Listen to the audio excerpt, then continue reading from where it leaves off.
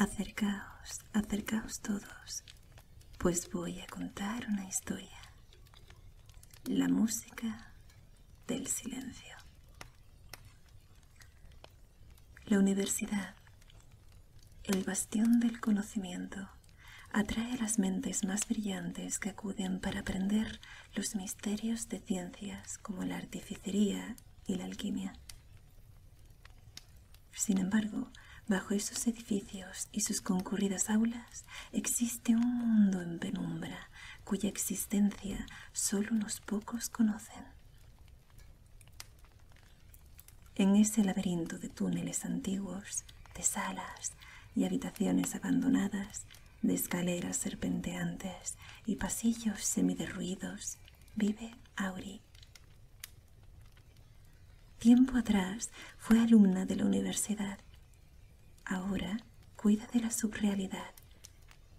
Para ella, un lugar acogedor, maravilloso, en el que podría pasarse la eternidad mirando.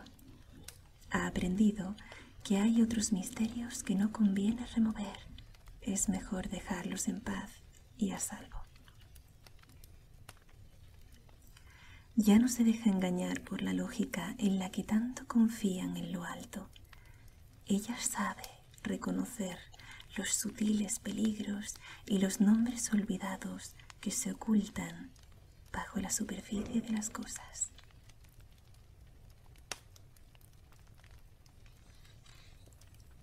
Para Vi, sin quien quizá no existiría esta historia, y para Tan Elbo, sin quien no existiría Auri.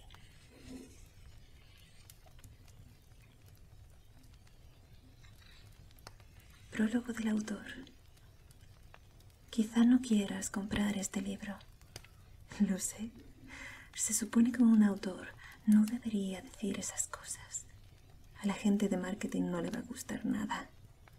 A mi editora le va a dar un ataque. Pero prefiero ser sincero contigo desde el principio. En primer lugar, si no has leído mis otros libros, es preferible que no empieces por este.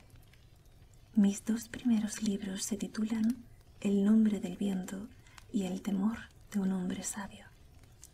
Si sientes curiosidad por mi obra, empieza por ahí. Son la mejor introducción a mi mundo. Este libro trata sobre Auri, uno de los personajes de esa serie. Sin el contexto de los otros libros, seguramente no entenderías nada. Y segundo, aunque hayas leído mis otros libros, creo que es justo que te advierta que esta es una historia un poco rara. No me gustan los spoilers, pero me limitaré a decir que es diferente. No hace muchas de las cosas que tiene que hacer una historia a la manera clásica, y si lo que buscas es una continuación de la historia de Quoth, aquí no vas a encontrarla. Por otra parte, si te gustaría saber algo más sobre Auri, esta novela tiene mucho que ofrecerte. Si amas las palabras, los misterios y los secretos. Si sientes curiosidad por la subrealidad y la alquimia. Si quieres saber más sobre los giros ocultos de mi mundo, pues bien, entonces este libro quizás sea para ti. El fondo de las cosas. Al despertar, Auri supo que faltaban 7 días. Sí, estaba segura. Él iría a visitarla al 7º día. Era mucho tiempo, una larga espera. Sin embargo, no tanto teniendo en cuenta todo lo que había que hacer, al menos si quería hacerlo con cuidado, si quería estar preparada. Auri abrió los ojos y vio un atisbo de luz tenue. Eso era algo muy inusual, porque se encontraba bien escondida en Manto, el más íntimo de sus rincones. Así pues, era un día blanco, un día profundo, un día de hallazgos. Sonrió y en su pecho burbujeó la emoción. Pese a ser escasa, la luz le permitió distinguir la pálida silueta de su brazo cuando buscó a tientas el cuentagotas que estaba en el estante junto a la cama. Lo desenroscó y echó una sola gota en el plato de Foxen. Al cabo de un momento, este empezó a iluminarse y poco a poco fue adquiriendo un azul crepuscular. Con movimientos concienzudos, Auri retiró su manta para que no tocara el suelo. Se levantó y cuando las plantas de sus pies pisaron el suelo de piedra, lo notó caliente. Encima de una mesa, cerca de su cama, había una vasija junto a una pastilla de delicadísimo jabón. Nada se había alterado durante la noche, y eso era buena señal. Auri echó otra gota directamente encima de Foxen. Vaciló un instante, sonrió y dejó caer una tercera gota. Los días de hallazgos no eran para medias tintas. Entonces recogió su manta y la dobló una vez y otra más, sujetándola esmeradamente con la barbilla para que no rozara el suelo. La luz de Foxen seguía aumentando. Al principio no era más que un parpadeo, una motita, una estrella lejana, pero cada vez relucía más, como una luciérnaga. Su resplandor siguió intensificándose y al final era todo él luz trémula, posado en su plato. Parecía una brasa verde azulada, algo más grande que una moneda. Auri le sonreía mientras él acababa de crecer por completo e inundaba todo manto con su luz blanca azulada, brillante y auténtica. Entonces Auri miró alrededor y vio su cama, perfecta. Era del tamaño ideal para ella y muy pulcra. Miró su silla, su arcón de madera de cedro, su tacita de plata. La chimenea estaba vacía y sobre la repisa descansaban su hoja amarilla, su caja de piedra y su tarro de cristal gris con dulces flores de lavanda secas. Nada era nada más. Nada era nada que no debiera. Había 3 caminos para salir de Manto: un pasillo, un portal y una puerta. La puerta no era para ella. Auri salió por el portal y entró en puerto. Foxen seguía descansando en su plato, de modo que allí su luz era más débil, pero aún lo suficientemente intensa para alumbrar. Aunque en puerto no había habido mucho movimiento últimamente, Auri lo inspeccionó todo. En el botellero había media bandeja de porcelana rota, no más gruesa que un pétalo de flor. Debajo había un libro en octavo con tapas de piel, un par de corchos, un ovillo diminuto de cordel. Un poco más allá estaba su preciosa taza de té blanca, que lo esperaba con una impaciencia que Auri envidiaba.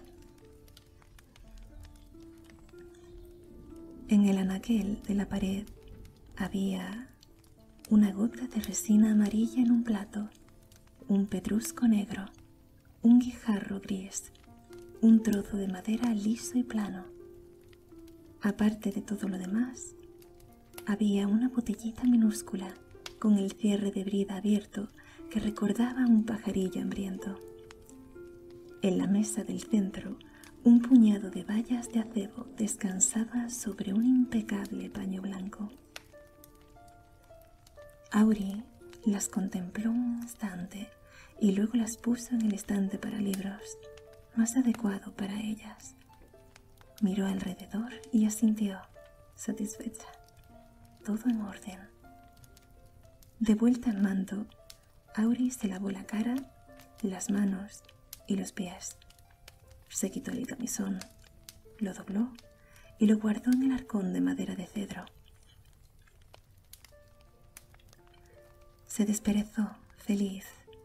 Levantó los brazos y poniéndose de puntillas, estiró todo el cuerpo. Luego se puso su vestido favorito, el que le había regalado él. La tela le acarició dulcemente la piel. Auri sintió que su nombre ardía como un incendio en su interior. Iba a ser un día de mucho ajetreo. Auri recogió a Foxen y se lo llevó en la palma de la mano ahuecada. Atravesó puerto, colándose por una brecha irregular de la pared. No era una brecha muy ancha, pero Auri era tan menuda que apenas tuvo que girar los hombros para no rozar los bordes de piedra. No le costó nada pasar por ella. Caravan era una habitación de techos altos y paredes rectas y blancas de sillares de piedra. Una estancia vacía, salvo por el espejo de cuerpo entero de Auri, en la que resonaba el eco. Sin embargo, ese día había otra cosa, un atisbo de luz de sol.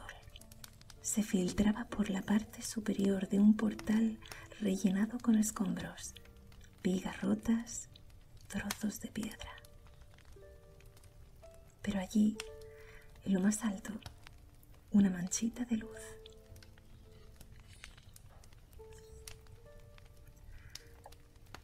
Auri se plantó en el espejo y cogió el cepillo de cerdas naturales que colgaba del marco de madera. Se cepilló el pelo, enmarañado por el sueño, hasta que quedó suspendido a su alrededor como una nube. Tapó con una mano a Foxen y sin su resplandor verde azulado, la habitación quedó completamente a oscuras. Entonces, Auri abrió mucho los ojos y solo vio la suave y débil manchita de luz cálida que se filtraba entre los escombros que tapaban el portal a sus espaldas. Una pálida luz dorada quedó atrapada en su pelo dorado pálido. Auri se sonrió a sí misma en el espejo. Parecía el sol.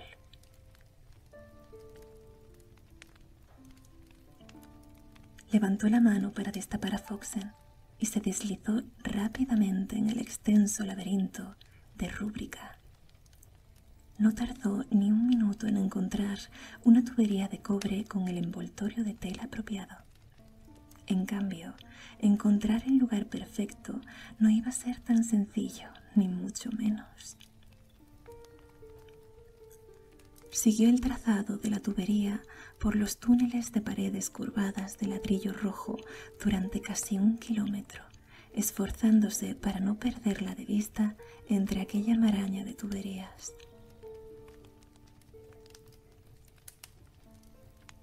De pronto, sin previo aviso, la tubería se doblaba y se metía en la pared, y Auri se quedó con las manos vacías.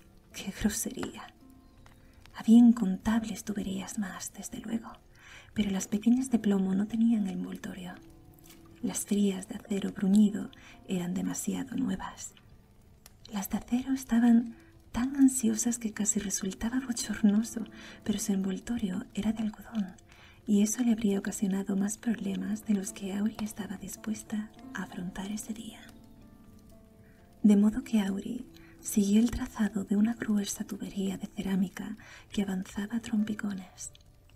Al final, horadaba el suelo y se perdía en las profundidades, pero en la parte por donde se doblaba, el envoltorio de lino quedaba colgando, suelto y deshilachado, como la camisa de un golfillo. Auri sonrió y, con suavidad, desenrolló la tira de tela cuidando de no desgarrarla. Al final se desprendió. Era perfecta. Una sola pieza de lino grisáceo y gastado, casi transparente, largo como el brazo de Auri. Estaba cansada, pero era servicial. Tras doblarla, Auri se dio la vuelta y salió disparada por el resonante umbra y descendió hasta el 12. El 12 era uno de los pocos lugares cambiantes de la subrealidad. Era lo bastante listo para conocerse a sí mismo, lo bastante valiente para ser él mismo y lo bastante insensato para cambiarse a sí mismo y, al mismo tiempo, seguir manteniéndose auténtico. En ese sentido, era prácticamente único, y si bien no siempre era seguro ni agradable, Auri no podía evitar tenerle cariño. Ese día, el amplio espacio abovedado estaba tal como ella deseaba que estuviera, relumbrante y animado. Los rayos de sol penetraban como lanzas por las rejillas allá en lo alto y se clavaban en el valle estrecho y profundo de aquel recinto cambiante. La luz descendía dejando atrás tuberías, vigas de apoyo y la poderosa y recta línea de una antigua pasarela de madera. Los sonidos distantes de la calle caían flotando hasta el fondo de las cosas. Auri oyó cascos de caballos sobre adoquines, un ruido redondo y nítido como el chasquido de unos nudillos. Oyó el lejano retumbar de un carromato y un murmullo impreciso de voces. Y, entretejido en todos esos sonidos, llegaba el llanto estridente y furioso de un crío que, sin ninguna duda, quería mamar y no lo conseguía. En el fondo del 12 amarillo había una balsa alargada y profunda con la superficie lisa como el cristal. La luz del sol que entraba desde arriba era lo suficientemente intensa para que Auri alcanzara a ver hasta la segunda maraña de tuberías bajo el agua.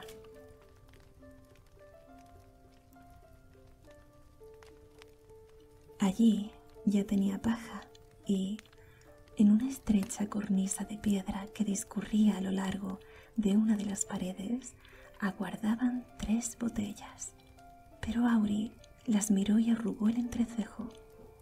Había una verde, una marrón y una transparente. Una tenía cierre de brida, otra un tapón de rosca gris y la tercera un corcho grueso como un puño. Todas eran de distintas formas y tamaños, pero ninguna era idónea. Auri levantó las manos en un ademán de exasperación. Así pues, volvió corriendo a manto, triscando el suelo de piedra con los pies descalzos. Una vez allí, ve el tarro de cristal gris con la lavanda. Lo cogió, lo examinó minuciosamente, volvió a dejarlo en su sitio correcto y salió de nuevo correteando. Presurosa, atravesó el puerto y esa vez salió por el umbral inclinado y no por la brecha de la pared. Subió por mimbre. Foxen iba arrojando sombras espectaculares por las paredes. Mientras Auri corría, su pelo la seguía flotando como un estandarte. Tomó la escalera de caracol de casa oscura y fue bajando y girando, bajando y girando. Cuando por fin oyó agua en movimiento y tintineo de cristal, supo que había cruzado el umbral por donde se accedía a retintín. Poco después, la luz de Foxen se reflejó en el estanque de aguas negras y agitadas donde se sumergía el pie de la escalera de caracol. Allí había 2 tarros en una pequeña hornacina. Uno era azul y estrecho, el otro verde y chato. Auri ladeó la cabeza y cerró un ojo. Entonces estiró un brazo y tocó el verde con 2 dedos.